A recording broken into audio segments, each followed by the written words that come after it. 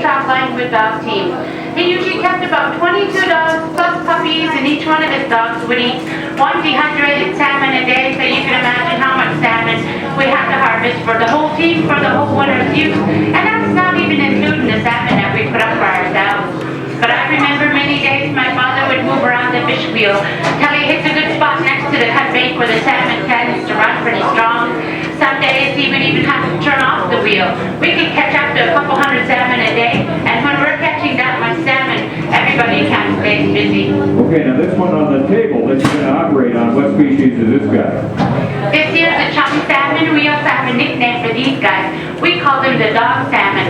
And the only reason we call the chums the dog salmon is because they run twice in one season. Therefore, we can catch a lot more of the chum salmon, more so than the kings and the silvers.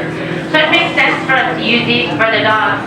I've seen them get up to 22 pounds. This one here is probably 5 or 6 at the most. Now Dixie's going to take this guy apart, and just like with the moose and the caribou, nothing is wasted here either. Nothing's thrown away, because her dad would have had sled dogs out in the trees 20 yards out in the perimeter completely around this camp to keep any bears or other freeloaders out of here. So the dogs on summer duty would eat a salmon chowder of innards, heads, and backbones, and then the trapline dogs in the winter would chew on the fillets with a lot of nutrition in there and not much weight. So you'll notice now Dixie will cut horizontally down each side, and just as quick as she finishes that other one, here comes a good-looking dog cut, ready for the next phase. And Dixie, that's beautiful work. Thank you, ma'am. All right, now what do we do next in the process? Well, normally when we're catching a lot of salmon, we don't like to put a wet trippy salmon directly under the smoke barrel. So we use the air drying racks like this over here, air dry the salmon for a minute or two until it gets a nice tacky texture. Then we rotate it into the smokehouse, rotate it all around the smokehouse until your salmon is thoroughly dehydrated. Once it's dehydrated, it doesn't weigh that much at all, very light.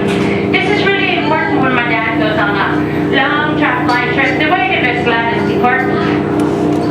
Well, of course, now we always look forward to you coming back from Fort Yukon when you go up there to visit this time of year, because Dixie always brings us back some of that salmon they put up, and oh my, it tastes good. What's the secret of that flavor?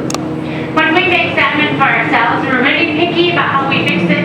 We'll wash it really good first, and then put it in a salty brine. Then we would smoke it with a really good sweet wood. And up here we use alder wood, makes for a good tasting salmon. But when we're making salmon for the dogs, we don't do any of that. We just smoke it with cottonwood or spruce. They're not too picky. No, they're not. They're grateful. And we are grateful to you, young lady. We're going to let Dixie clean camp up, and then you have a date with her later. Dixie Alexander, everybody. Thank you very, very much, Dixie.